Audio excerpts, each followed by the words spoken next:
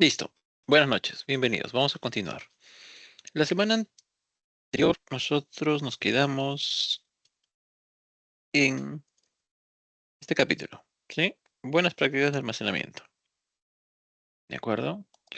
A ver. Sí, ahí estoy.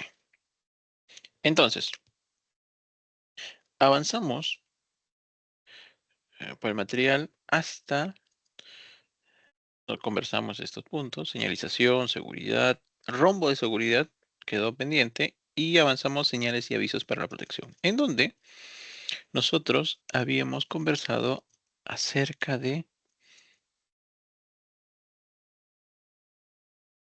el uso de los EPPs y su obligatoriedad, ¿de acuerdo? Y es que los EPPs están diseñados para, no para evitar el riesgo o el peligro, sino para minimizar las consecuencias. Y es aquí donde nosotros estamos viendo esta parte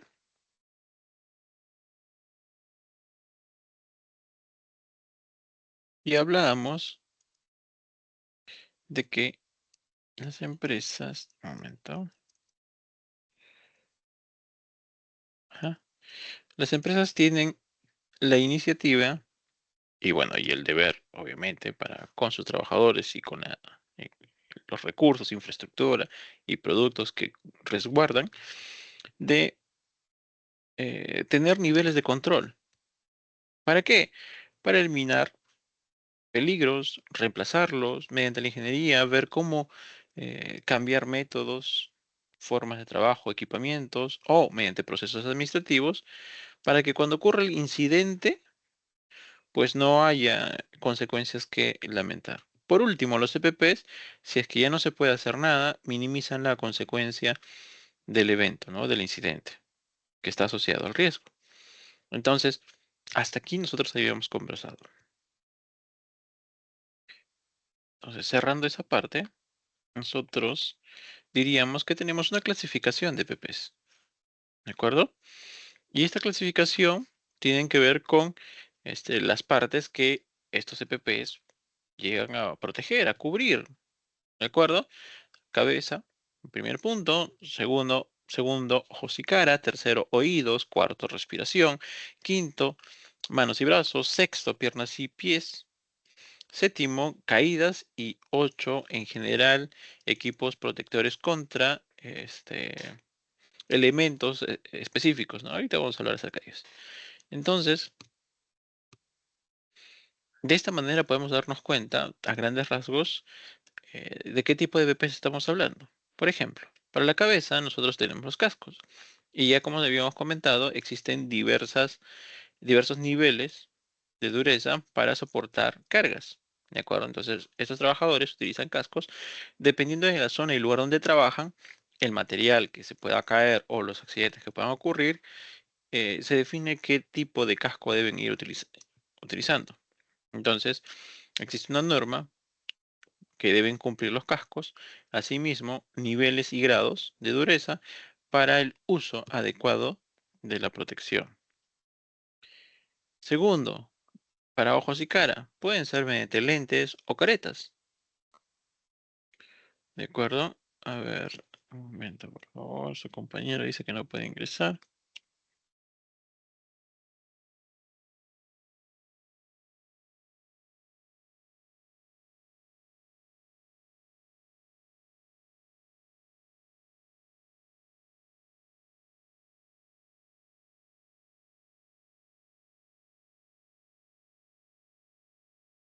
Ya.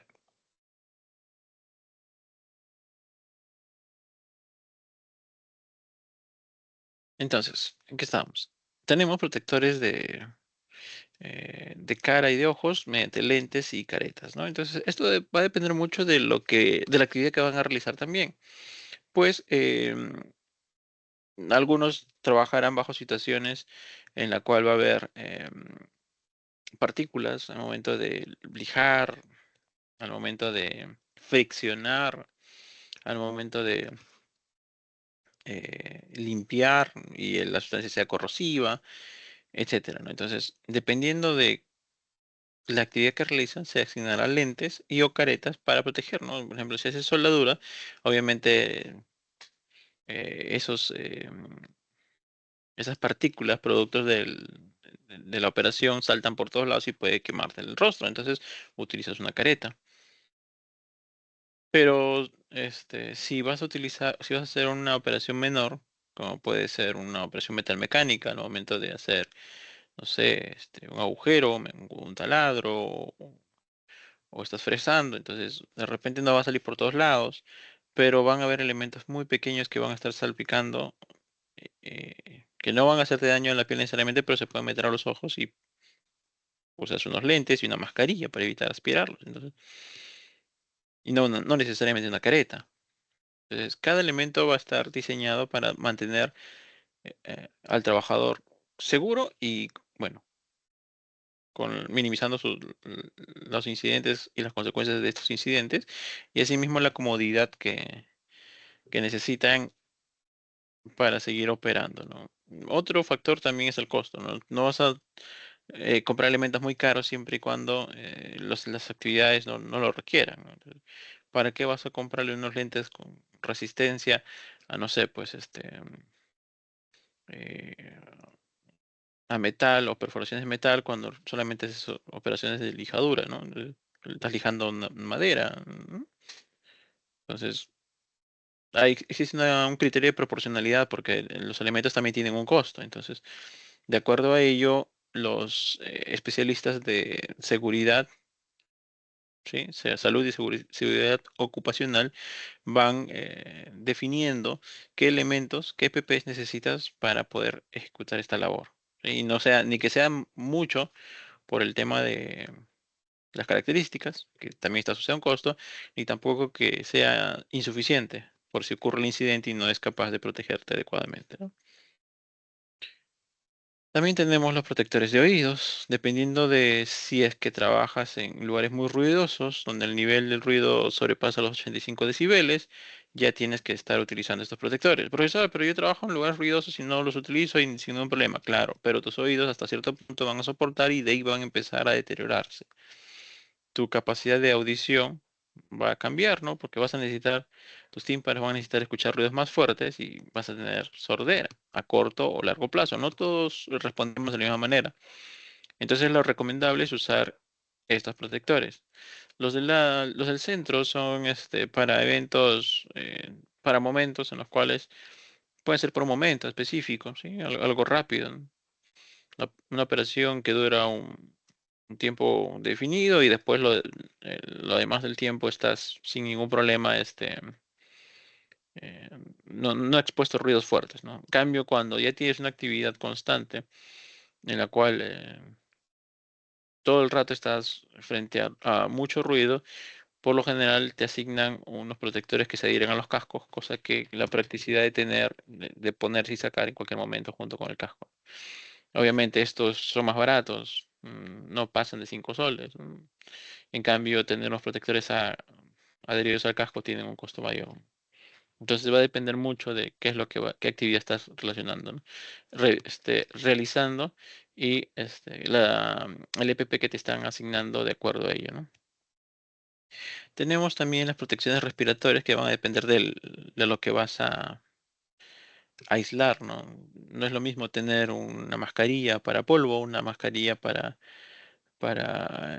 partículas sólidas de madera, metal o pequeños gases, o si es que es algo tóxico, ¿no? Entonces, los filtros van a determinar la protección que tengan estas mascarillas, ¿no? De lo que va a pasar. Entonces, em, algunos van a tener esta diferenciación. Aquí tenemos vapores orgánicos, gases ácidos, amoníaco,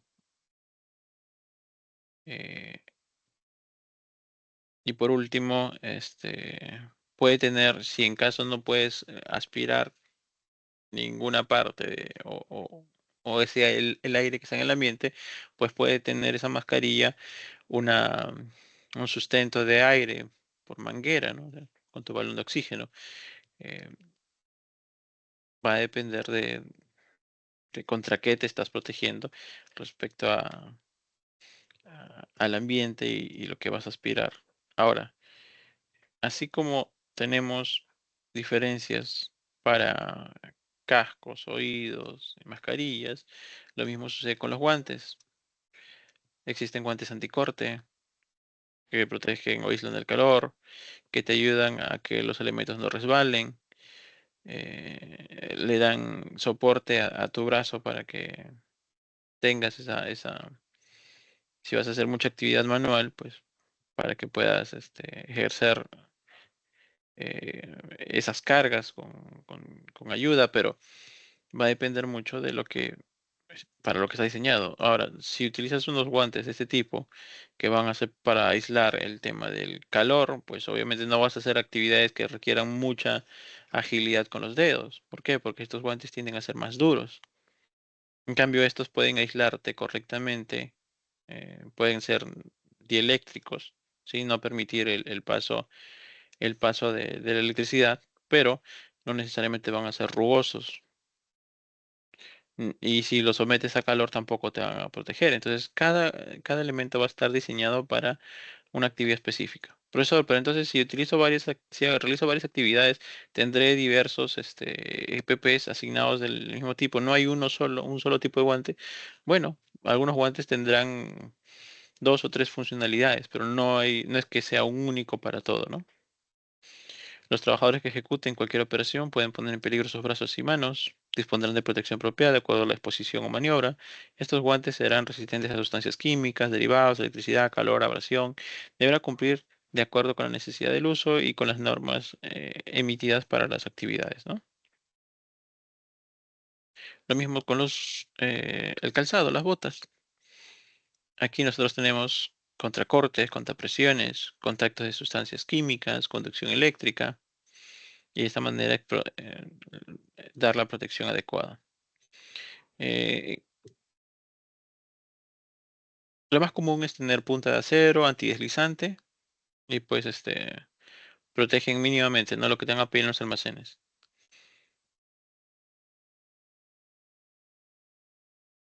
Contracaídas, tenemos el arnés y las líneas de vida, ¿de acuerdo? Eso es cuando haces trabajo en altura. Muchas veces el operario se sube a lugares altos y no cuenta con ello, ¿no? Lo que ocasiona que se resbale, se caiga y no hay nada que lo soporte. Entonces, toda actividad que realicen en cierta altura, pues tener esta protección contra caídas.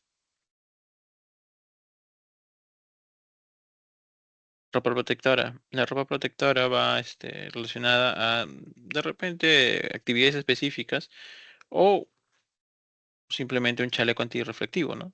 Todo uniforme o ropa de trabajo que se requiere y que se tiene para eh, cuidar la exposición al riesgo eléctrico, por ejemplo.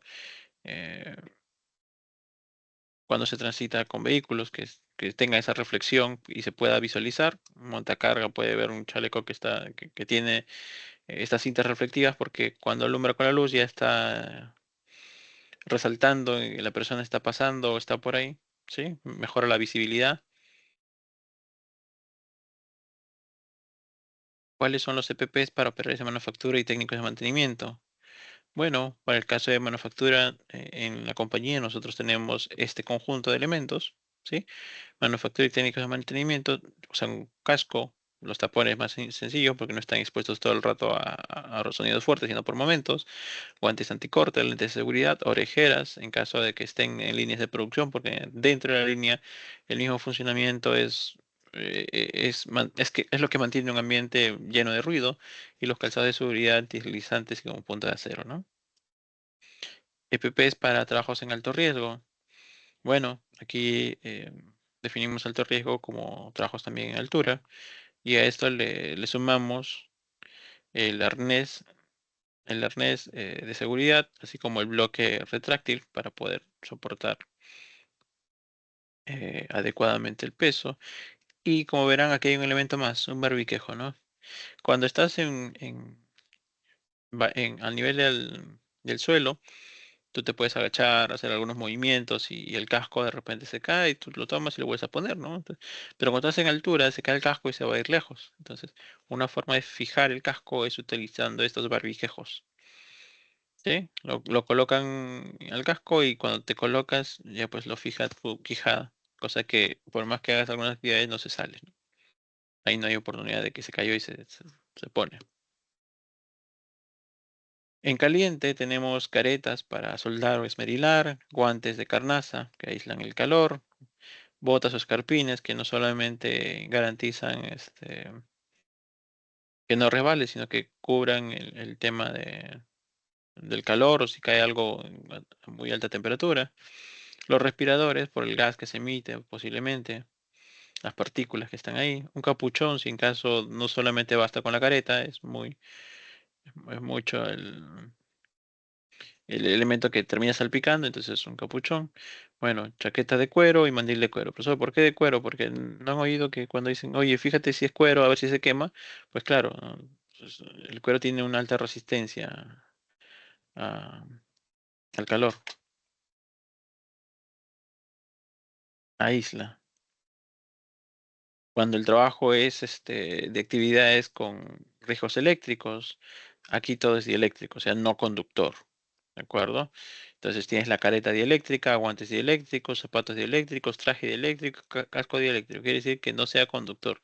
¿Para qué? Para que si es que por ahí hay una descarga, la persona no reciba esa descarga, ¿no? Estando aislada, pues al no ser conductor, simplemente no le sucede nada. Cosa que si tiene algún elemento de conducción por ese elemento, pues hace contacto con tu cuerpo y terminas electrocutado.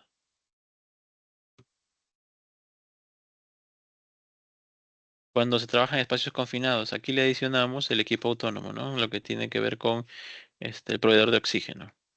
Entonces, de repente vas a estar en un lugar donde vas a entrar en un tanque, vas a entrar en una zona de poca accesibilidad, pues entonces, sumado al casco, al respirador, a los guantes, al arnés, a la línea de vida, pues le sumas un equipo un equipo que te provee oxígeno. Eso sería con respecto a los EPPs. Regresamos a nuestro material.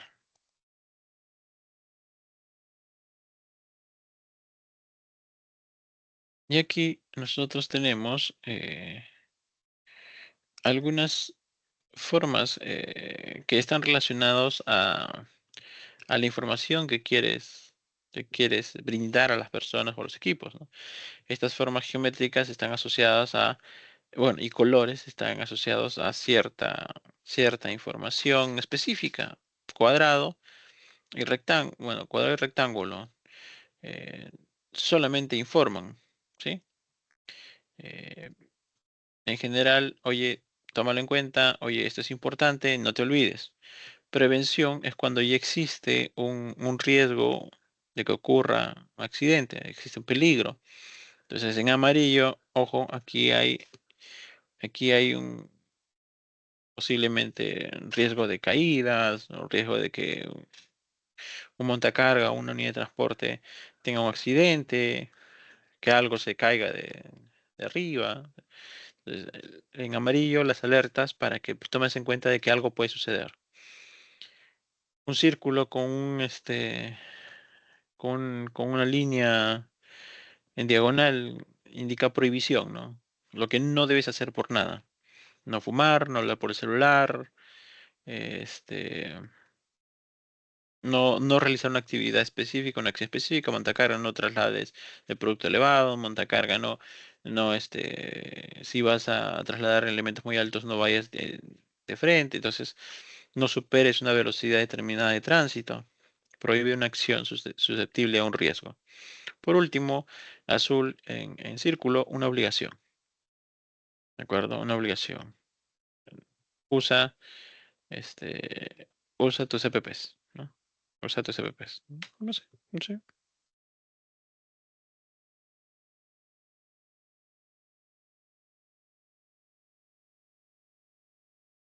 Dirección obligatoria, ¿no? O sea, por acá sí o sí debes transitar, no por otro lado. Usa tu cinturón de seguridad. Listo, ahí está. En círculo y azul. Círculo y azul. Bien, entonces hasta aquí la parte de los EPPs y faltaba conversar acerca del rombo de seguridad. Para el rombo de seguridad nosotros vamos a utilizar un material complementario, ya que el tema es extenso y veo que él lo resume adecuadamente. Vamos a usar este material. Vemos y comentamos. A ver, un momento. ¿Estás? Aquí estás. Este es.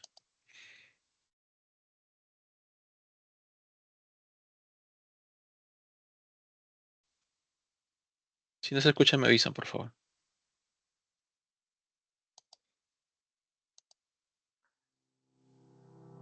Hola colega prevencionista, te saluda tu amigo Abel y hoy vamos a hablar sobre materiales peligrosos. En principio, debemos de entender qué son los materiales peligrosos y cómo los encontramos. Podemos definir a los materiales peligrosos como toda sustancia sólida, líquida o gaseosa que por sus características físicas, químicas o biológicas pueden ocasionar daños a los seres humanos, al medio ambiente y a los bienes materiales. En el mundo, la mayoría de estas sustancias son consideradas peligrosas debido a sus características tóxicas, corrosivas, inflamables, explosivas, comburentes, oxidantes y radioactivas, lo que hace necesario estudiarla para conocer su comportamiento en cada una de sus etapas. Actualmente, los materiales peligrosos representan los riesgos más importantes generados por la actividad humana, el crecimiento tecnológico, los avances científicos y la exigencia de una mejor calidad de vida. Estos materiales son producidos, transportados, almacenados, expedidos y utilizados en el sector industrial, así como en las pequeñas empresas e incluso en el hogar. En nuestra vida diaria convivimos con sustancias que purifican el agua, tratan las alcantarillas, potencian los vehículos, conservan los alimentos y mejoran la capacidad productiva de la tierra. El aumento masivo de los materiales considerados peligrosos ha incrementado el riesgo de escapes, fugas o derrames. Dado los volúmenes de la frecuencia de transporte de petróleo y sus derivados, estos son los materiales más habitualmente involucrados en fugas, derrames o escapes. Existe también una relación de frecuencia según la fuente de recursos económicos en determinados lugares. Por ejemplo, donde hay explotación minera, son frecuentes las liberaciones de ácido sulfúrico, muy utilizado en dicha actividad. Las sustancias peligrosas se encuentran en muchos entornos laborales. La exposición a las sustancias peligrosas puede ocurrir en cualquier lugar de trabajo, sea en fábricas, talleres, plantas industriales, plantas químicas, entre otras. Las sustancias peligrosas pueden causar distintas lesiones. Algunas pueden provocar cáncer, otras pueden afectar la capacidad reproductora o provocar malformaciones en el feto. Otras sustancias pueden causar lesiones cerebrales, afectar el sistema nervioso, producir asma o atacar la piel. Vale precisar que las lesiones causadas por las sustancias peligrosas pueden producirse después de una sola exposición a la misma o por una acumulación a largo plazo de dichas sustancias en el organismo. Sin embargo, es sabido que una gestión adecuada de materiales peligrosos protege a los trabajadores y al medio ambiente, a la vez que asegura la calidad de los productos y resulta en beneficio de muchas empresas. Para tener una noción más real sobre lo crítico que son los materiales peligrosos, debemos tocar un caso mundialmente conocido que sucedió en la ciudad de Bhopal el 3 de diciembre de 1984. Ocurrió uno de los desastres más dramáticos y dañinos con materiales peligrosos. Se produjo la fuga de un material peligroso llamado isocianato de metilo en una de las fábricas de pesticidas. En consecuencia, se provocó la muerte de 20.000 personas y más de 150.000 afectados. Hasta la actualidad, continúan las secuelas del accidente. Este accidente sirvió para que diversas entidades internacionales promuevan normas de seguridad que cimienten las bases para la promoción de buenas prácticas de uso de materiales peligrosos. Para fortalecer estas iniciativas se suman la ONU y la NFPA, brindando recomendaciones de carácter legal para ser estandarizados. Por ello, los países terminan aceptando estas indicaciones, traduciéndolas y aplicándolas como leyes. En el Perú se adoptan estas recomendaciones y se crea la ley que regula el transporte de los materiales y residuos peligrosos, bajo la Ley 28.256 y su reglamento el Decreto Supremo 021-2008 MTC. Asimismo, se crean organismos de fiscalización y control como SUNAT y SUTRAN. Ante la presencia de estas sustancias, es necesario seguir las siguientes acciones preventivas. Número 1. Reconocer. Consiste en concluir la posible existencia de materiales peligrosos, esto por la observación de elementos presentes en la escena, pero sin poder determinar el nombre del MATPEL. Para ello, disponemos de algunas herramientas tales como la naturaleza del lugar del incidente, nombres y marcas corporativas, formas y características del contenedor, placas DOT y diamante NFPA 704. Por cierto, la NFPA es una entidad internacional voluntaria creada para promover la protección y prevención contra el fuego. Es ampliamente conocida por sus estándares, a través de los cuales recomienda prácticas seguras desarrolladas por expertos en el control de incendios. La norma NFPA 704 es el código que explica el diamante del fuego, utilizado para comunicar los peligros de los MATPEL. Es importante tener en cuenta que el uso responsable de este diamante o rombo en la industria implica que todo el personal conozca los criterios de clasificación como el significado de cada número sobre cada color. La norma NFPA 704 establece un sistema de identificación de riesgos para que, en un eventual incendio o emergencia, las personas afectadas puedan reconocer los riesgos de los materiales y sus niveles de peligrosidad respecto al fuego y diferentes factores. Establece a través de un rombo seccionado en 4 partes de diferentes colores. El objetivo del rombo de seguridad NFPA 704 es brindar una señal o alerta adecuada a través de un sistema comprensible de comunicación de riesgo, que asegure la protección de los trabajadores y del medio ambiente, para el correcto manejo de las sustancias o la correcta planificación para las operaciones efectivas de control de incendios y emergencias en caso que llegaran a suceder.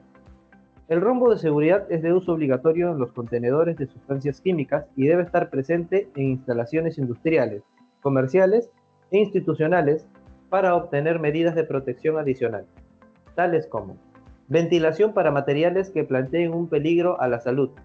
El sistema consiste en asignar colores y números y dar una clasificación a un producto, manejando una escala del 0 al 4, dependiendo del grado de su peligrosidad.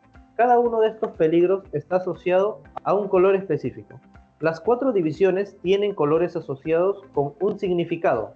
Rombo rojo representa el riesgo de inflamabilidad, es decir, el grado de susceptibilidad de los materiales de quemarse. Dependiendo de la condición o propiedades del material, podrá arder bajo algunas condiciones específicas, pero no podrá arder bajo otras. Va desde el 0, cuando no es inflamable, a 4 cuando es altamente inflamable. El riesgo de incendio. Cuando lleva el número 4, debajo de los 22 grados centígrados. Cuando lleva el número 3, puede inflamarse por debajo de los 38 grados centígrados. Cuando lleva el número 2, debajo de los 93 grados centígrados. Cuando lleva el número 1, sobre los 93 grados centígrados. Y cuando lleva el número 0, no se inflama. El rombo azul representa el peligro a la salud. Se refiere básicamente a la capacidad de un material de causar daño a la salud a través del contacto o entrando al cuerpo a través de las diferentes vías de entrada, como son inhalación, ingestión y contacto térmico. Los daños a la salud resultantes del calor del fuego o debido a la fuerza de onda expansiva de una explosión no están considerados en este sistema. Según el grado del peligro del rombo azul, cuando lleva el número 4 puede ser letal. Cuando lleva el número 3 puede causar lesiones graves o permanentes. Cuando lleva el número 2 pueden causar incapacidad temporal o lesiones residuales. Cuando lleva el número 1 puede causar irritación significativa. Al llevar el número 0 no ofrecería peligro más allá de los materiales combustibles ordinarios. Rombo amarillo. Representa la reactividad o inestabilidad de los materiales, es decir, la susceptibilidad intrínseca de los materiales a liberar energía haciendo que puedan detonar casi de forma instantánea. Su nivel de peligrosidad va de acuerdo a los números establecidos. Cuando lleva el número 4 puede explotar con facilidad a temperaturas y presiones normales. Con el número 3 puede explotar en caso de golpe o calentamiento, pero que requiere una fuente de iniciación fuerte o que deben calentarse bajo confinamiento antes de la ignición. Cuando lleva el número 2, quiere decir que es inestable en caso de cambio químico violento a temperaturas y presiones elevadas. Con el número 1, es inestable si se calienta. Son normalmente estables, pero que pueden volverse inestables a temperaturas o presiones elevadas. Cuando lleva el número 0 es estable, y que son normalmente estables, aún bajo condiciones de incendio. El rombo blanco representa cuidados especiales. Se utiliza en sustancias que constituyen un riesgo muy específico, como la reactividad con el agua, propiedades oxidantes de los materiales que causan problemas especiales y sustancias alcalinas. Los riesgos especiales podemos identificarlos cuando lleva una W, significa reacciona con el agua. Cuando lleva una OX o una OXY, quiere decir que es oxidante. Cuando dice COR, significa corrosivo. Cuando dice bio, está refiriéndose a biológico. Cuando lleva CRYO, quiere decir que es criogénico, o sea, se encuentra por temperaturas por debajo de los menos 200 grados centígrados. Cuando lleva la XN, significa que es nocivo o de propagación importante. Ahora veamos qué significa identificar el material. Consiste en determinar el nombre del material peligroso, existiendo por lo menos 4 posibilidades para conocer e identificarlo. Número 1. El número de las Naciones Unidas. Número 2. Nombre de la sustancia enmarcada en el contenedor. 3. Número de transporte y embarque. 4. Hoja de seguridad MSDS. Por cierto, si quieres saber a detalle el contenido de una hoja de seguridad MSDS, te recomiendo este video, en donde revisamos minuciosamente las secciones de las hojas de seguridad. Los materiales peligrosos se dividen en 9 clases. Las veremos y revisaremos para comprenderlas mejor. Clase 1. Explosivos.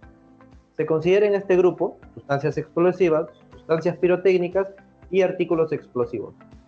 Clase 2. Gases. Con sus respectivas subdivisiones. 2.1.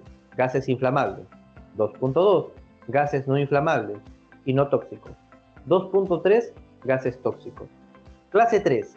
Líquidos inflamables. Clase 4. Sólidos inflamables. Se subdividen en 3. 4.1. Sólidos que en condiciones normales es inflamable y pueden favorecer incendios por fricción. 4.2. Son sustancias que al contacto con el aire son espontáneamente inflamables. 4.3. Son sustancias que en contacto con agua despiden gases inflamables y tóxicos. Clase 5. Sustancias oxidantes, peróxidos orgánicos. Se subdividen en 2. 5.1. Sustancias que causan o contribuyen a la combustión por liberación de oxígeno. 5.2. Peróxidos orgánicos.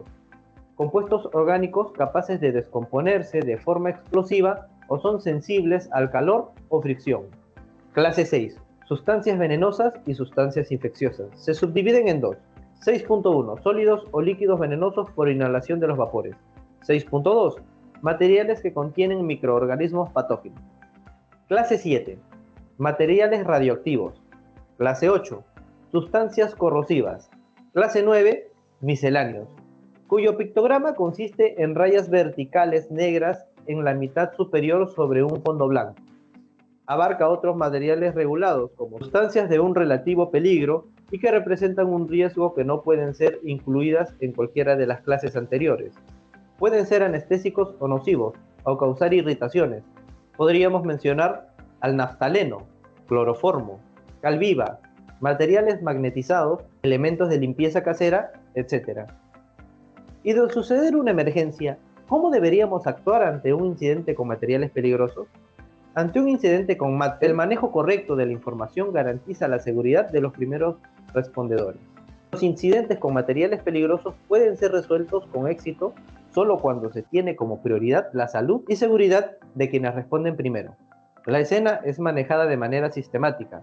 Al llegar a la escena, ubicarse a favor del viento, aproximándose siempre con el viento a sus espaldas, a una distancia no menor de 100 a 150 metros del incidente. Evaluar e informar la situación a la central de bomberos marcando el 116, indicando la forma del contenedor, si es visible el número de las Naciones Unidas, que consta de 4 dígitos, y los colores y números del rombo o placas de OT. Debemos recordar que una correcta información a la central de bomberos servirá para que ellos respondan y envíen las unidades especializadas para resolver el incidente. Al llegar los especialistas, ellos delimitarán las zonas de trabajo, que constan en tres áreas. La zona caliente es en donde se encuentra la mayor concentración del material involucrado. Zona tibia es donde se ubicará el personal responsable de la descontaminación de los afectados del incidente. Zona fría, siendo esta la más segura, donde se ubicarán los recursos. Recuerda, amigo especialista en seguridad. Número 1. Que la información que pueda recabarse antes de llegar a la escena es vital para la seguridad de quienes responden primero. Número 2. La responsabilidad inicial del primer respondedor es asegurar la escena y controlar el acceso de entradas y salidas. Número 3. Debe establecerse de inmediato un sistema de comando de incidentes. Es frecuente la participación de varias instituciones en la atención de un incidente con MATPET. Número 4. El control de incidente requiere técnicos o especialistas que delimiten las zonas de contaminación, caliente, tibia y fría. Número 5. Según el equipo de protección y la capacitación que posee el primer respondedor, podrá, bajo las órdenes y vigilancia de los especialistas, colaborar en las labores de extinción, supresión de vapores, construcción de diques y presas, absorción y dilución de los materiales peligrosos. Los primeros respondedores siempre pensarán en lo peor. Se trata de un incidente con materiales peligrosos y es indispensable esperar y disponer de la mejor y mayor información a fin de preparar una respuesta. ¿Cómo elegir el método de descontaminación? El método de descontaminación debe ser seleccionado basándose en el material peligroso en cuestión y el personal que trabaja en el área de descontaminación, zona tibia. Los bomberos con su equipo de protección completo, incluyendo el equipo de respiración autocontenido, puede cooperar en las labores de descontaminación, si así lo disponen los especialistas y si han sido entrenados para ello. El oficial o encargado de la descontaminación es el responsable de llevar un control de cada persona y equipo que pasa a través del proceso de descontaminación. Toda la ropa y equipo contaminado debe ser colectado para el desecho o descontaminación más profunda. Toda el agua utilizada para descontaminar también debe ser colectada para su tratamiento y posterior desecho. Los equipos de protección personal se deben escoger de acuerdo al nivel de protección que se requiera. Existen 4 niveles. Nivel D, provee la protección mínima y consiste en ropa de trabajo, casco, guantes. Nivel C, consiste en ropa resistente a químicos, mascarilla con filtro purificador de aire, botas resistentes a productos químicos, guantes resistentes a productos químicos, etc. En el nivel B, consiste en un traje no encapsulado resistente a salpicaduras químicas, equipo respiratorio autocontenido, traje manga larga resistente a sustancias químicas, botas resistentes a sustancias químicas, guantes de doble capa resistente a sustancias químicas. Nivel A es el máximo nivel de protección. Consiste en un traje totalmente encapsulado resistente a químicos, equipo de protección respiratoria autocontenida, guantes de doble capa resistentes a sustancias químicas, botas resistentes a sustancias químicas y el sellado periférico entre el traje, guantes y botas. Plan de respuesta a emergencias MATPET. Durante cualquier etapa del ciclo de vida de las sustancias químicas peligrosas, existe la posibilidad de enfrentarse a situaciones de emergencia, tales como incendios, explosiones, fugas o derrames. Estas emergencias se pueden prevenir aplicando normas legales y técnicas relacionadas con el manejo adecuado de combustibles, equipos eléctricos, fuentes de calor y sustancias peligrosas, propias de la actividad económica de una organización. No obstante el cumplimiento de lo anterior, siempre se debe estar preparado para responder ante una emergencia. La preparación ante emergencias debe llevarse a cabo indistintamente del tamaño de la organización o del riesgo que ésta genere, para dar pronta respuesta a una emergencia. La organización debe tener diseñado un plan de emergencias. Este es aquel en el cual se definen las políticas, la organización y los métodos que indican la manera de enfrentar una situación de emergencia o desastre, tanto en lo general como en lo particular. Su objetivo es proporcionar un conjunto de directrices e información destinadas a la adopción de procedimientos técnicos y administrativos estructurados para facilitar las respuestas rápidas y eficientes en situaciones de emergencia. En términos generales, un plan debe tener las siguientes características. posibilitar la restricción de los daños en un área determinada, previamente designada, para evitar que los impactos sobrepasen los límites de seguridad preestablecidos.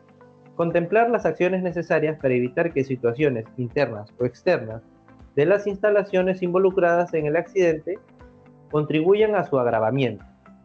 Ser un instrumento práctico que facilite las respuestas rápidas y eficaces en situaciones de emergencia. Ser lo más sencillo posible y contemplar clara y objetivamente las atribuciones de responsabilidades de las personas involucradas.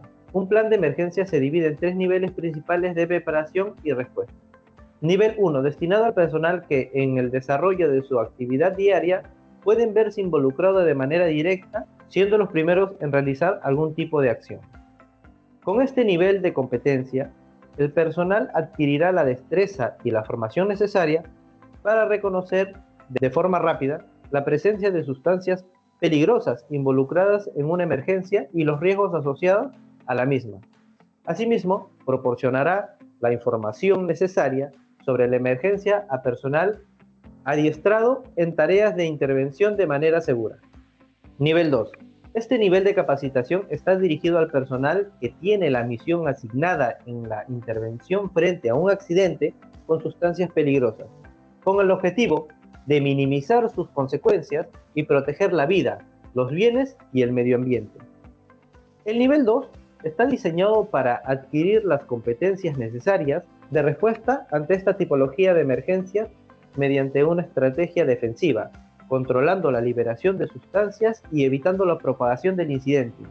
Dentro de este nivel de competencia se dotará al personal formado en las destrezas necesarias para el nivel 1, anteriormente descrito, y adicionalmente determinar la magnitud de sus posibles consecuencias asociadas.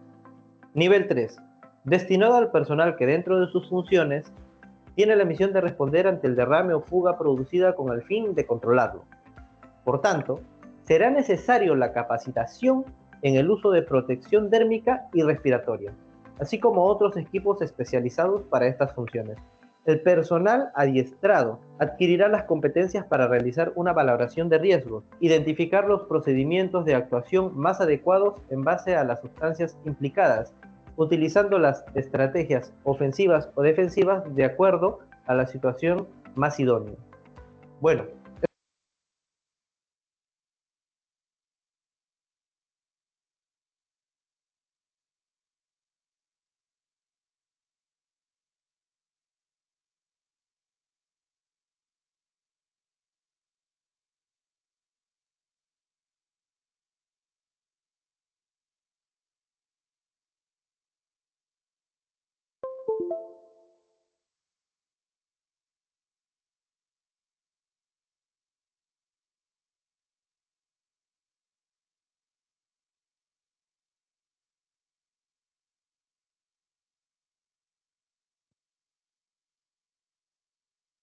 Listo. ¿Qué les pareció?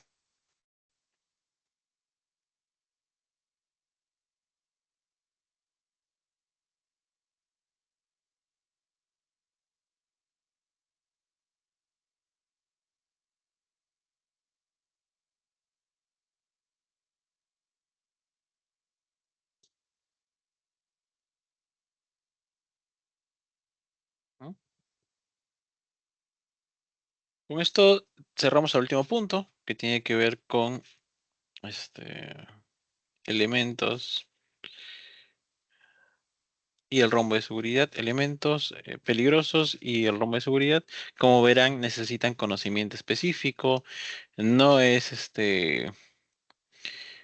o sea, no es una información pequeña o sencilla, es por eso que tienes profesionales dedicados al área para ver el tema de riesgos, planes de contingencia, planes de respuesta, eh, el equipo necesario que se va a necesitar para las operaciones, etcétera, etcétera, etcétera. Personalmente me llamó mucho la atención estos tipos de trajes que aíslan contra todo, ¿sí? Pero como verán, mientras más protección tenga, se hace un poco más incómodo el tema de la maniobrabilidad, del uso y demás, propiamente por la protección, pero dada la situación, pues se requiere el uso, ¿no? Como verán, él va explicando acerca de los trajes y van viendo que mientras más protección tenga, se hace más robusto, entre comillas, o más complejo con todos los elementos que tiene. Entonces, hasta aquí la parte de buenas prácticas de almacenamiento. Si no hay dudas o consultas, pasamos al siguiente punto.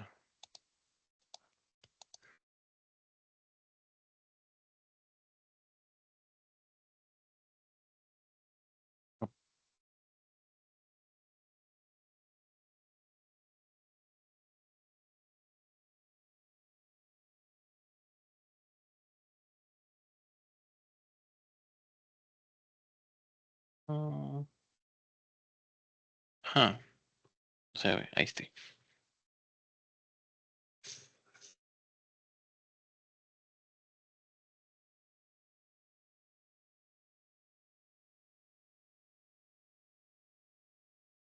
Respecto teníamos todavía algo que revisar.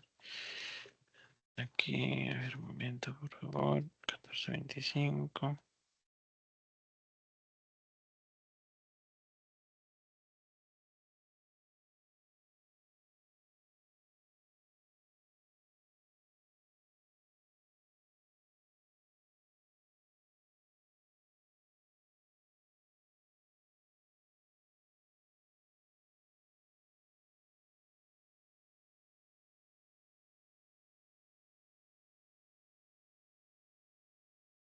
Puede ser que sí alcance.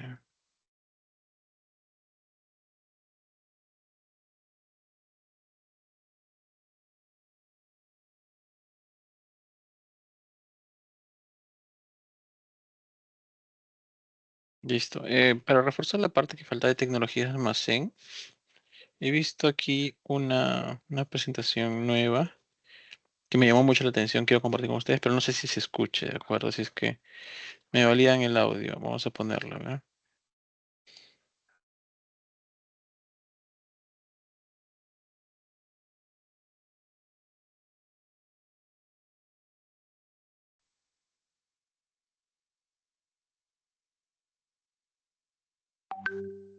A ver. Hola Jocelyn, ¿cómo están? Buenas tardes a todos. Gracias ¿Se escucha? ¿Validen, por favor? por estar aquí para compartir conocimiento. Y bueno, ¿Sí? Sí se escucha. Sí, profe. Listo. Gracias. Veamos un poco. Gracias. Ahora pongo. sobre todo aprovechar estos minutos del día. Así es. Listo, Claudia, te doy el pase para que puedas compartir tu pantalla y poder iniciar con el primer caso de éxito y proyecto Dale, realizado. perfecto. Entonces vamos a comenzar. Me alegra ver a muchos conocidos aquí en esta sala. Tengo compañeros de trabajo, alumnos, amigos. Así que estoy muy contenta de poder encontrarnos aquí. Los saludo a todos y estoy seguro que vamos a poder aprender. A ver, denme un minutito para ver esta presentación súper dinámica. Así que me gustaría, para ir calentando los motores, que ustedes en el chat me puedan decir cuál creen que es el país con más automatización logística en el mundo. A ver, yo les doy ahí dos fuentes como pistas. Se han hecho dos estudios, uno de automatización y otro de robotización en el año 2003, que ha sido la última estadística que hemos tenido. Así que los leo, a ver, para ver qué es lo que opinan. Vamos a ver qué dicen por acá. Japón, muy bien. Katy dice Japón, Edinson dice Alemania. Japón va ganando, están bastante cerca, bastante cerca. Ok, insisten en Japón. China también dice Juliana. Alejandro dice Alemania. Ok, está bien, están muy cerca, chicos, porque al menos han adivinado que están los países que están dentro de los 5 top. Y Efraín también está ahí votando por Corea del Sur, que está mucho más cerca de la respuesta. Entonces les voy a revelar quiénes son esos 5 países que ocupan el podio. Entonces, en quinto lugar tenemos a Francia. En cuarto lugar, Japón, que fue uno de los países más voceados acá en el chat. Luego tenemos también a China, que también lo mencionaron, así que me alegra que todos están muy cerca de la respuesta. Alemania en segundo lugar.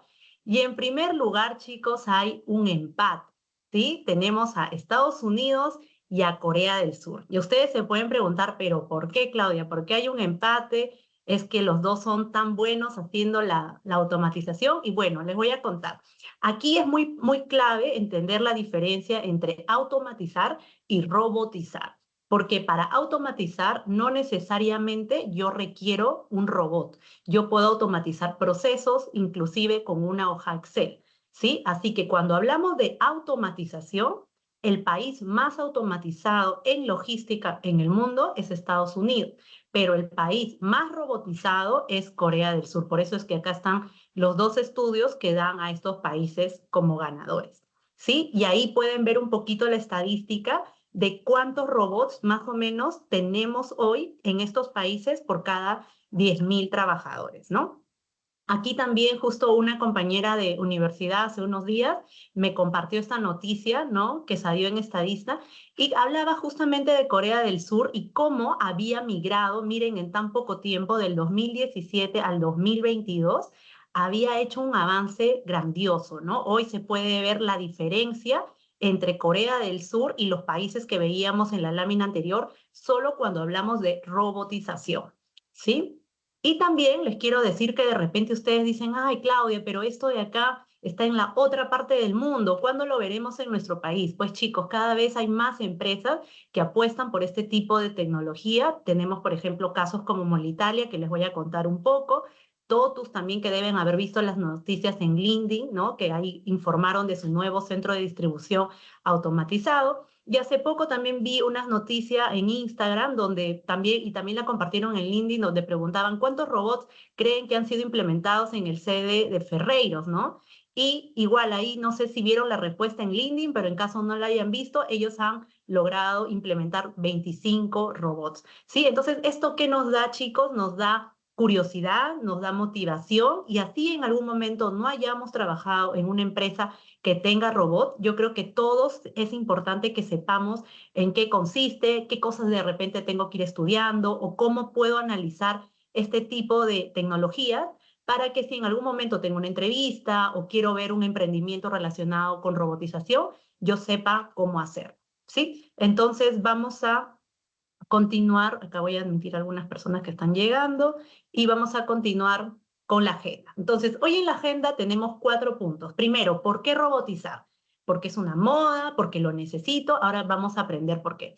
Segundo, conceptos claves, que es muy importante que se lleven, como se dice, lo más importante o lo mínimo que ustedes deberían saber para poder interactuar con este mundo tecnológico.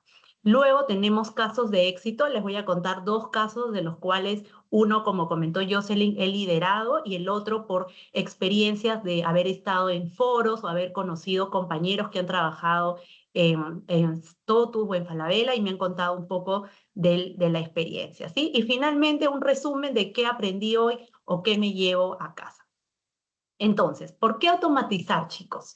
¿Sí? Muchas veces nosotros, tanto como seres, individuos, ¿no? Personas, siempre estamos viendo qué tiene la otra persona, qué tiene la otra empresa, qué tiene el otro país. Entonces, muchas veces la automatización resulta ser un tema de moda, de competitividad, ¿ok? Pero ese no es el core de por qué automatizar. Primero, ¿por qué automatizamos? Porque hoy el más flexible es el más competitivo.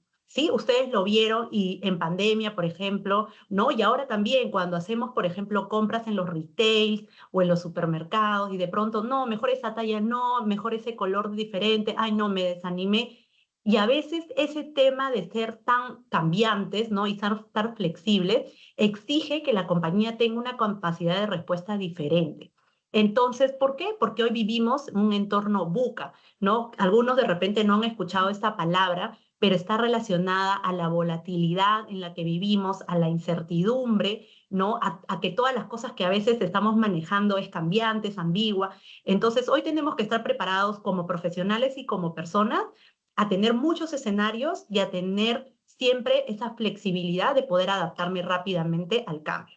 Lo siguiente, obviamente, por un tema de competitividad. Si yo no me quiero quedar rezagado y necesito que mi empresa o yo como profesional ser líder, tengo que ver cómo con mi mismo tiempo hago más cosas, lo hago más fácil, ¿no? Con menos errores. Y eso me lleva al tercer punto, que es la eficiencia y la sinergia, cómo aprovecho mejor mis recursos. Otro tema que también les está interesando mucho a las empresas es el tema de la seguridad industrial.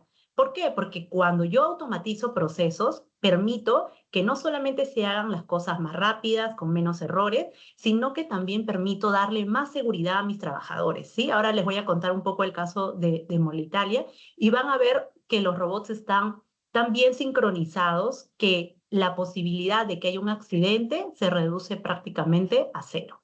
¿Sí? Luego, ¿qué más tenemos? Por un tema de sostenibilidad ambiental. Y esto es algo que personalmente a mí me conmueve mucho, chicos. Hoy lo vivimos. Cada vez decimos, ay, está haciendo mucho frío, o en verano nos quejamos del calor, ¿no? Y a veces no somos capaces ni siquiera de saber cómo segregar nuestras basuras, ¿no? Entonces, tenemos que empezar a hacer algo desde nosotros mismos en casa y también las compañías, ¿no? Y automatizar, hacer robotización en una compañía, utilizar, por ejemplo, baterías de litio en vez de gas, también suma a la sostenibilidad. Y finalmente, y para mí esta es una de las más importantes, es porque soy un profesional o porque soy una empresa que está preparada para hacerlo.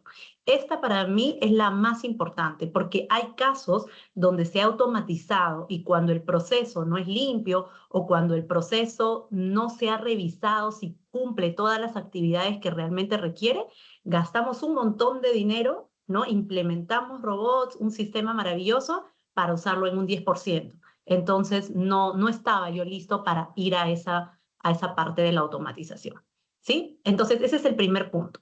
El segundo punto es, ¿cuáles son mis conceptos claves? ¿Qué es lo que yo tengo que saber de base para hablar de automatización?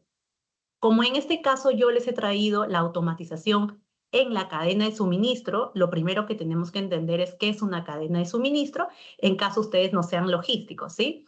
Los que son me van a entender súper fácil, ¿no? Cuando yo hablo de una cadena de suministro, me refiero desde dónde recibo mis productos o mis materias primas hacia el consumidor final.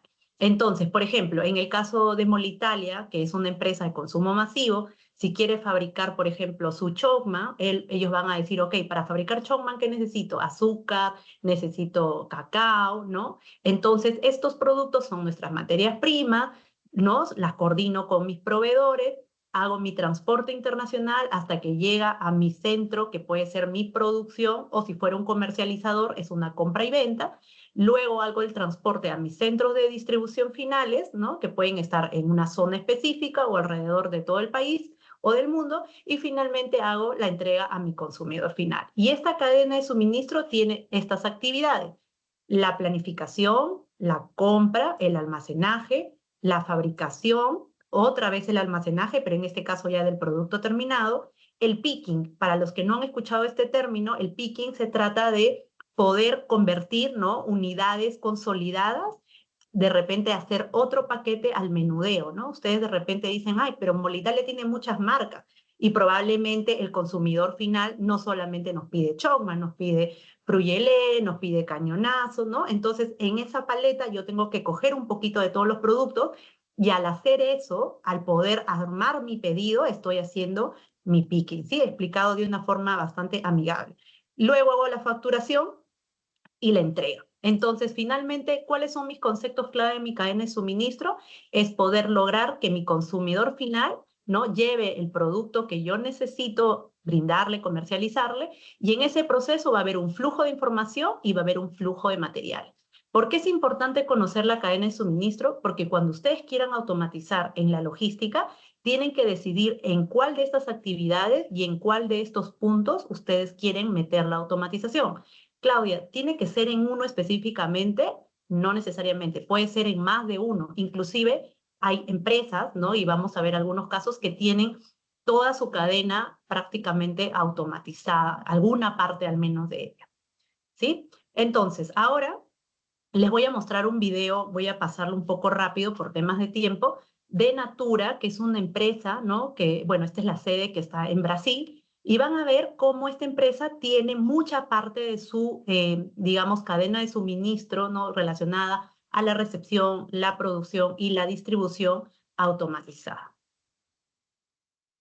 Por si acaso el video no tiene sonido, porque la idea es que yo les vaya comentando, ¿sí? Entonces, aquí, por ejemplo, vamos a ver un centro de distribución. Acá están las paletas, acá llegan los camiones, ¿no? Que van a poder tanto dejar la mercadería como recibirla, ¿sí?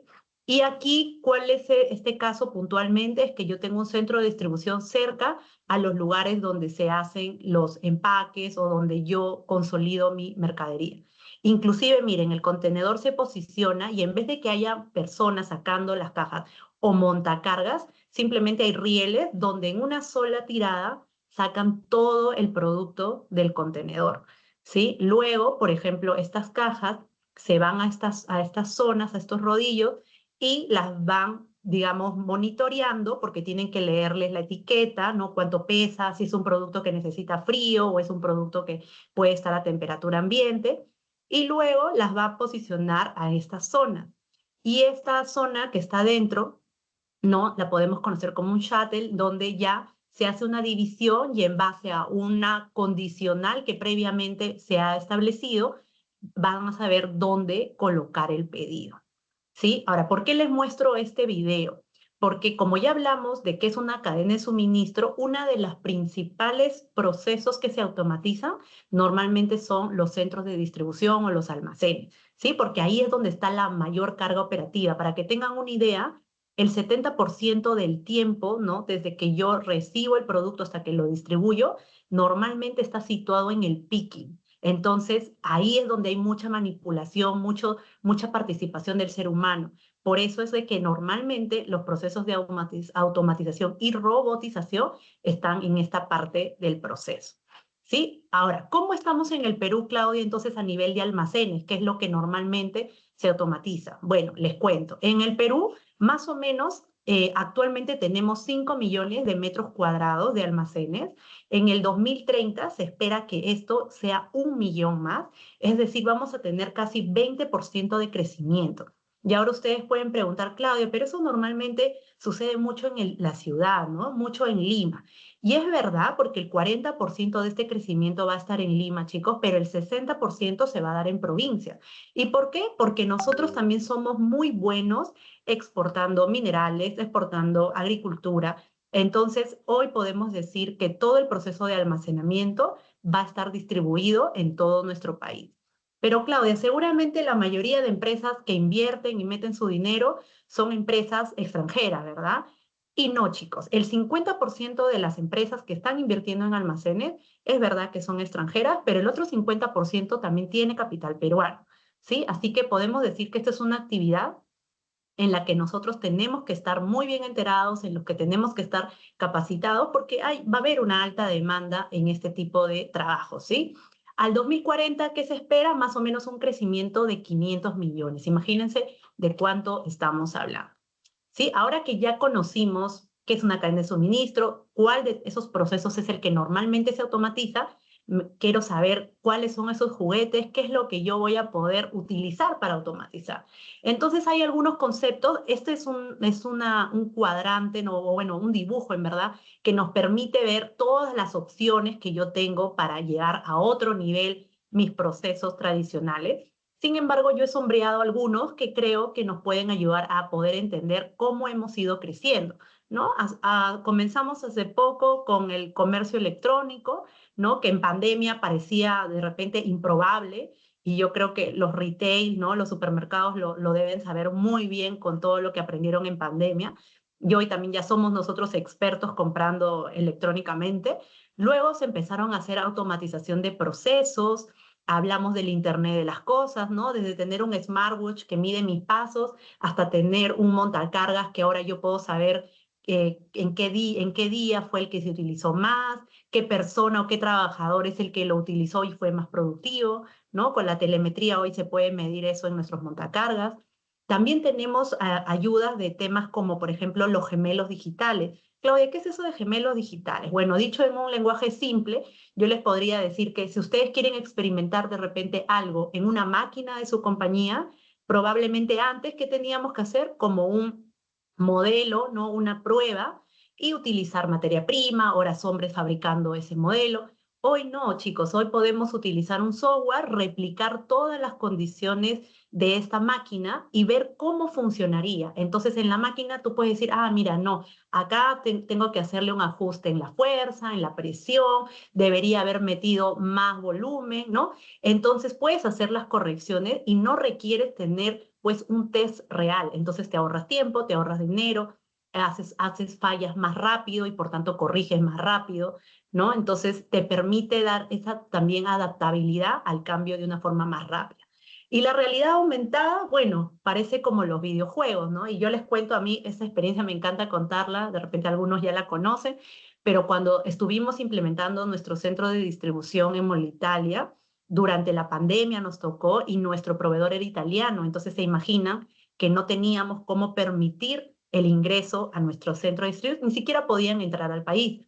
Entonces, ¿qué se hizo? Dijimos, bueno, vamos a comprar lentes 3D de realidad aumentada y técnicos peruanos se ponían esos lentes y los técnicos italianos veían lo que estaban viendo nuestros técnicos y ellos les iban diciendo cómo poder, ¿no? Ensamblar algunas piezas, cómo podían ayudarnos desde acá físicamente, y eso que permitió poder implementar nuestro centro en tiempo y además que también haya un know-how y una capacitación de personal peruano, ¿no? Entonces, estas son cosas que a veces parece que no estarían en nuestro país, pero sí es una realidad, ¿no?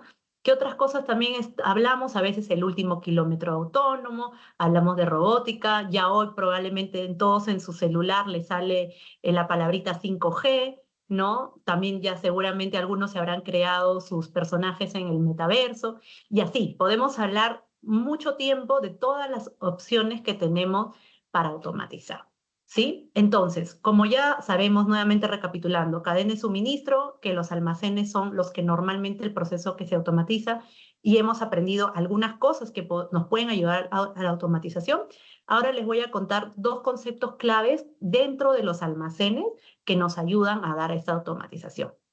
¿Sí?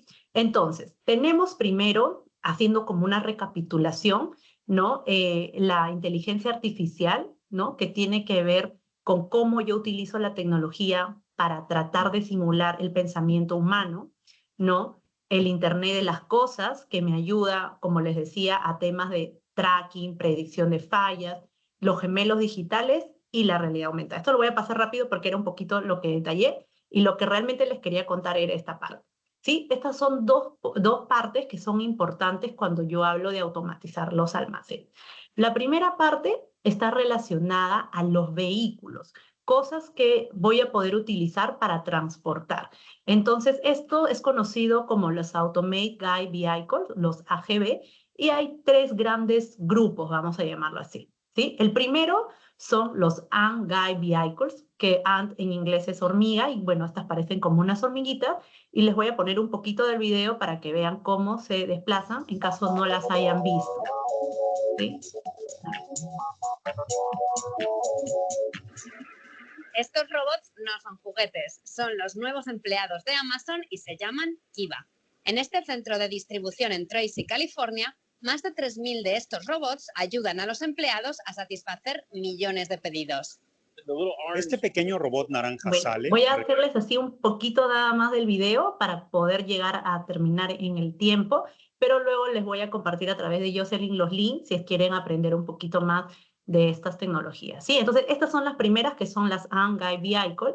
Las segundas son las Laser Guide Vehicle, que son, por ejemplo, las que trajo Molitalia. Estas simulan lo que son los montacargas, ¿sí? Solo que ya no tienen personas. Acá les voy a mostrar un poquito también.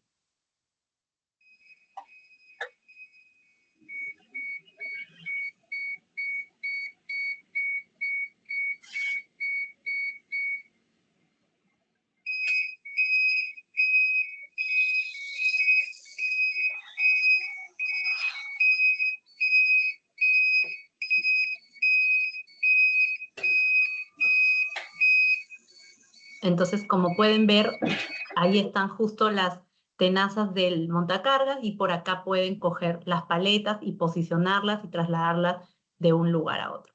Y finalmente tenemos los Layer Picking Solutions, que también, bueno, en este caso, estos dos son de Electric 80, que es un proveedor italiano que hace este tipo de robots. Y los Layers, en este caso, son un poquito más parecidos, vamos a decirle, a los Transformers, porque tienen una movilidad mucho mayor. Ahora van a ver, normalmente la utilizan para el pique.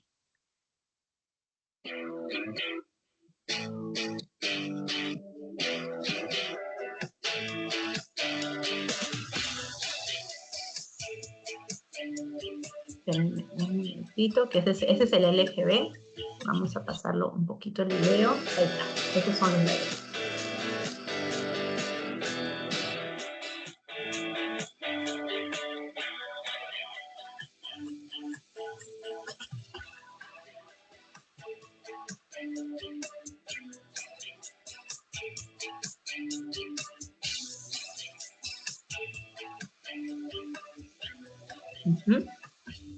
Entonces, como pueden ver, estos son los Automate Guide Vehicles, porque como dice su nombre, son vehículos, ¿no?, que son automáticamente guiados. ¿Y por qué son guiados, Claudia? Algunos pueden ser por láser, ¿no? La mayoría son por láser y son como que tienen una refracción hacia alguna pared o hacia algún espejo para poder movilizarse. Otros tienen rieles, ¿no? Hay diferentes modelos, pero estos son, digamos, los más comunes.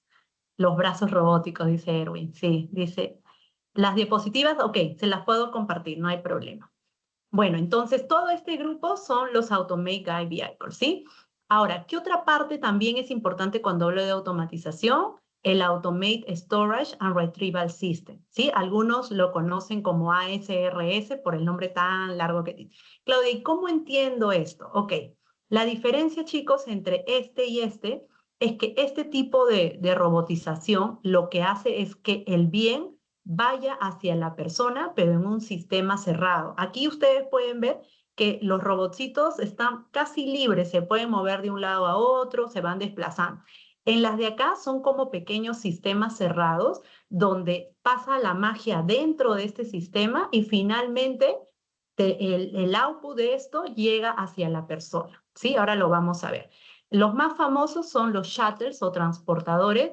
Para mí era muy fácil recordarlo cuando de repente alguno ha ido a algún aeropuerto y cuando el aeropuerto es muy grande, hay unos carritos que le llaman los shuttles y ¿qué hacen? Mueven a una persona de un gate a otro gate, ¿no? Entonces, lo mismo hace este tipo digamos, de sistema donde va a mover las paletas, las cajitas, lo que fuera, dentro de ese sistema cerrado para que finalmente el output de ese sistema llegue a la persona que está fuera para recibir, etiquetar o lo que necesite. Acá les voy a mostrar un video.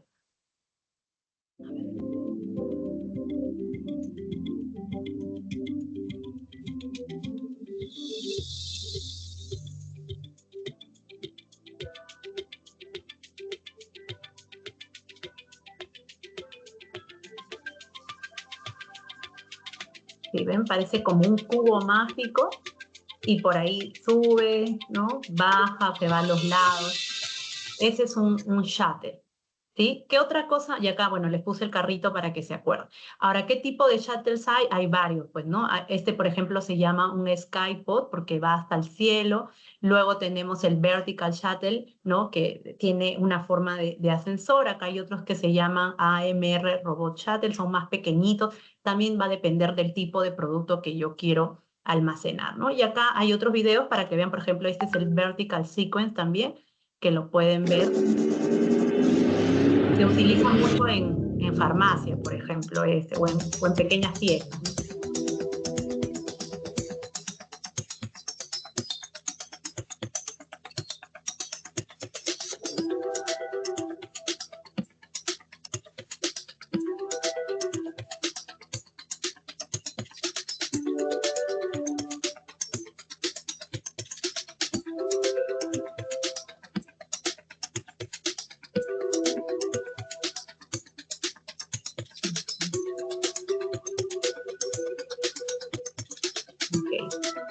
Y por acá también, este es el dibujo, por ejemplo, es como si fuera un carrusel, va bajando y acá está el operador y recibe o coge las piezas, los repuestos, el medicamento que necesite, ¿no? Y en base a lo que se va requiriendo o lo que esté a su alcance, va avanzando, ¿no? Y estos son unos mini o micri unit que son también shuttle, pero son mucho más pequeñitos, ¿no?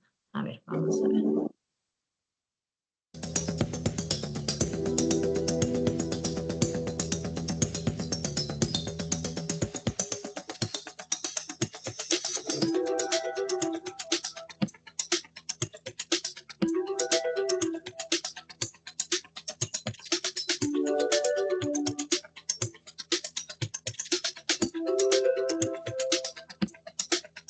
Ok. Entonces, resumiendo, chicos, no nos olvidemos, cuando hablamos de automatización bueno, robots en la automatización, tenemos los Automate Guide Vehicles y tenemos los ASRS, ¿sí? Que son como sistemas un poco más cerrados. Ok. Entonces, continuemos. Ahora, cuando hablamos de implementaciones, además de estos robots que hemos visto, ¿qué otras cosas más se utilizan? Bueno, ya vimos los equipos. Ahora vamos a ver el sistema. Cualquier proceso de automatización o robotización viene con su propio sistema y lo que se trata de hacer es hacer una interfase, ¿sí? Que en este caso a veces puede ser con un SAP, puede ser con un sistema propio, con Oracle, diversas formas hay de hacerlo. También tenemos complementos, quizá alguna vez han escuchado sobre el voice picking, ¿no? El voice picking también es un sistema que se puede complementar con cualquiera de los que hemos visto, donde le ayuda al operador y le va diciendo, ¿no? Anda a la fila A1 y en la fila A1 el operario va y cuando coge el producto, porque le dice, coge 2 cajas de la fila A1, ¿no? Coge y tiene que darle como contraseña el código que ve. Esto que permite que el operario tenga menos errores y que el sistema también se asegure de que la persona está yendo al lugar correcto, ¿sí? Todos los procesos o los sistemas de automatización tienen restricciones y para validar esas restricciones pueden tener temas, digamos, matemáticos, pero también pueden tener temas mecánicos. Es decir, por ejemplo, yo quiero controlar que la paleta que va a entrar sea de 1,20 m por 1,10 m, que tenga la etiqueta de acuerdo al peso, volumen, temperatura. Bueno, entonces aquí, por ejemplo, este es un control que en el caso del sistema de Molitalia le llamábamos Gálibo, ¿no? Que permitía justamente validar que la caja haya venido bien armada, porque si no venía bien armada y yo hacía que entre al centro de distribución, ¿qué iba a pasar?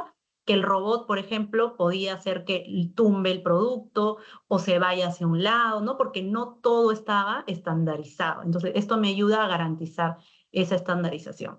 ¿Qué más tengo? El input y el output. Eso significa el producto que ingresa y sale de mi almacén. En este caso, por ejemplo, acá pueden ver una paleta de productos que como yo quería que sea perfecta, le poníamos este tipo de matrices para poder asegurar que esté bien, ¿no? Y las estanterías, que también es importante mencionar, porque tenemos estanterías simples, que significa que yo cojo una paleta y la pongo en una sola ubicación, o puedo tener estantería doble, donde yo en una misma puedo tener una más atrás. Claudia, ¿cuál uso? Depende del beneficio y de la productividad que tú quieras, ¿no? Por ejemplo, en nuestro caso dijimos, no, vamos a hacerlo con estantería simple, porque si fuera doble, yo tengo que estar preocupándome por el tema del FEFO, ¿no? O el FIFO, que es el First Expire, First Out, que es el primero que vence, el primero que sale. Entonces, yo tengo que estar siempre asegurándome que el producto esté correctamente, pero al tener una estantería simple, si ya lo saqué, yo estoy segura que ese es el lote que yo necesitaba, ¿no? Entonces, es un poquito, es el tema que tengo que revisar cuando automatizo. Ok, entonces, habiendo dicho esto, todo lo que hemos hablado hasta ahorita está resumido en este video.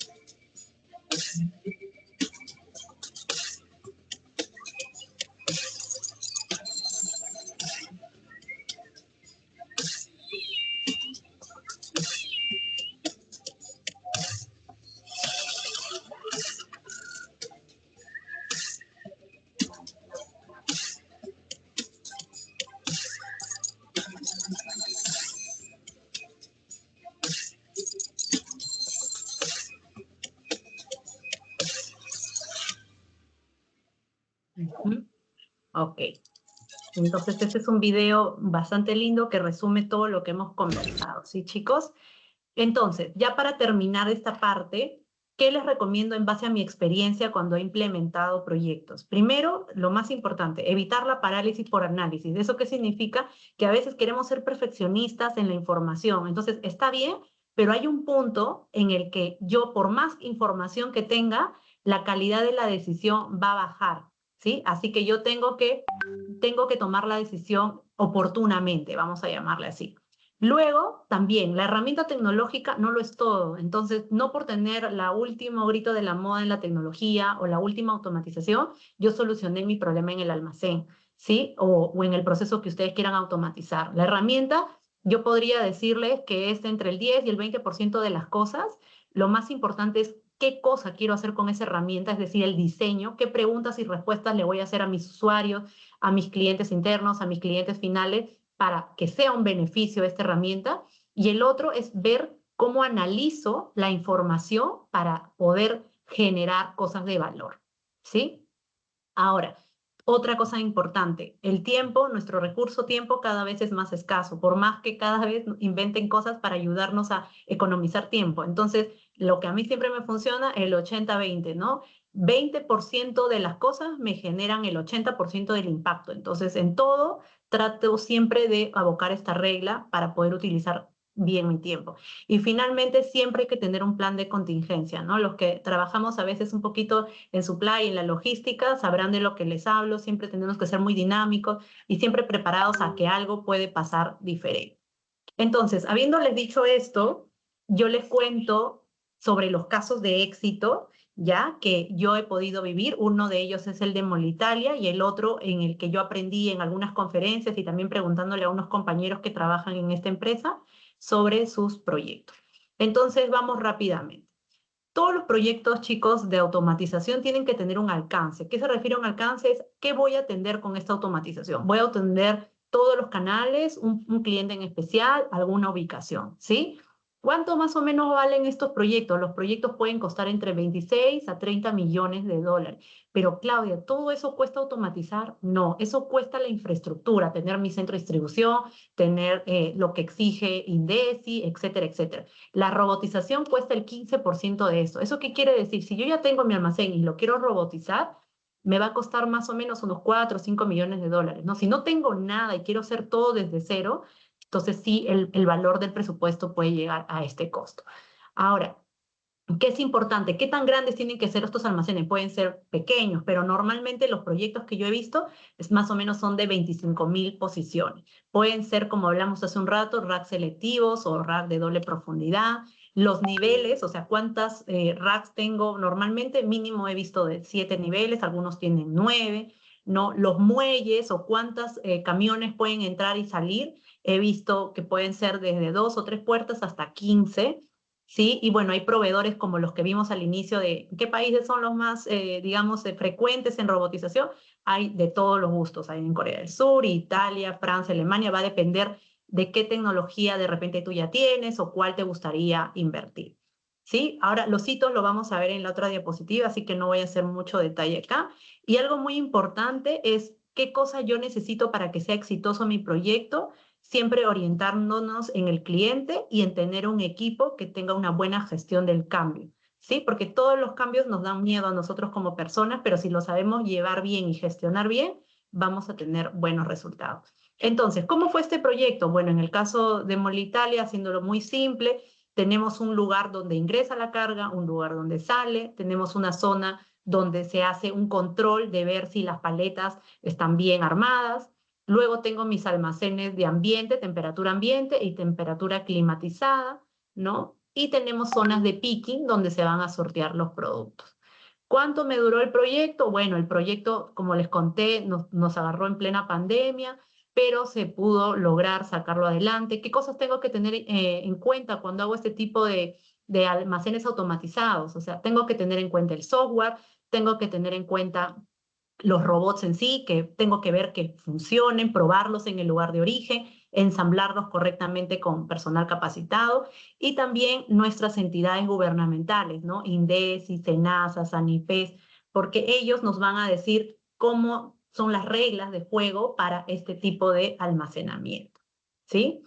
¿Qué resultados tuvieron, Claudia? Bueno, miren, pueden ver la productividad de tener 200 operaciones al día, pasamos a más de 600, podíamos controlar cómo se puede, cada operador, cuál es su productividad y ayudarlos, ¿no? Decir, oye, esta persona de pronto no ha entendido el trabajo o está teniendo una carga de trabajo diferente, de repente le tocan los productos más pesados o de menos rotación que están al final. Entonces puedes ir tomando decisiones y haciendo mejoras porque tienes una visibilidad por cada uno de tus trabajadores. También nos permitió, cuando hablábamos de aceptación en el flujo, ¿no? Comenzamos con 100% de errores y llevamos a bajarlos a más del 5%. Entonces, resumiendo, ¿qué podemos decir? ¿Cómo es mi productividad de ingreso de pallets por hora? En un almacén tradicional, más o menos puedo ingresar 20 pallets por hora. En uno automatizado, miren, más del doble. Lo mismo en la salida, paso de 30 a 50. El picking, antes podía ser 800 cajas por hora, 1200 cajas por hora. Estos indicadores, por si acaso, son de los proyectos, tanto los que teníamos en Italia, los que vi en exposiciones de Totus, ¿no? Para más o menos hacernos una idea de cómo son estos indicadores. En camiones por día paso de 24 a 54 y para mí lo más resaltante son los porcentajes de errores, ¿no? De tener un almacén tradicional donde me podía equivocar el 12% de las veces mis productos, ¿no? Algunos SKUs, paso a tener errores de menos del 1%, ¿sí? Entonces, resumiendo, ¿qué cosas han logrado las top compañías con automatización? Controlar el ERI. ¿Qué es el ERI, Claudia? Es la exactitud de registro de inventario. Entonces, no hay ni un solo producto que no esté correctamente documentado en tiempo y en forma, ¿sí? Siempre voy a estar segura de lo que dice mi sistema es lo que yo tengo. Seguridad y ergonomía, lo que les decía, no hay problemas de seguridad, la gente trabaja, digamos, con una garantía de que no va a haber accidentes. La densidad aumentó. ¿Por qué? Porque ahora en menos espacio o en el mismo espacio puedo meter más producto, ¿sí? Productividad también, para que tengan una idea, cuando uno usa el voice picking puedes aumentar tu productividad hasta un 30% porque haces menos recorridos. No es como cuando ustedes van al supermercado la primera vez y no saben en qué góndola se encuentra tal producto, pero si alguien les dice, mira, si quieres ir a coger la torta, tienes que irte al pasillo del fondo a la derecha, ya no haces idas y vueltas preguntando. Lo mismo pasa con este tipo de automatizaciones porque te dirige exactamente al lugar en la ruta más corta, ¿no? Costos de transporte porque hay menos devoluciones, menos errores y los costos de almacenamiento definitivamente también se reducen. ¿Sí, chicos?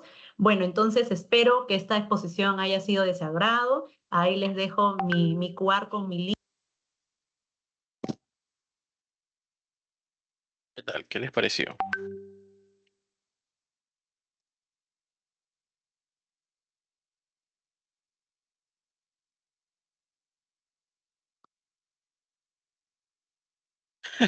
Bastidas dice Alemania. Recién veo tu comentario, Bastidas, no lo vi. ¿Qué les pareció? ¿Qué tal?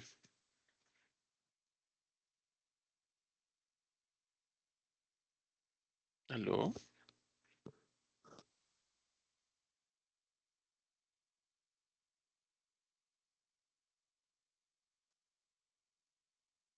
No sé si es silencio por Muy porque le, interesante, profesor. porque le gustó o porque están festejando a Colombia, no lo sé, pero a ver, por ahí es interesante. Claro que es interesante.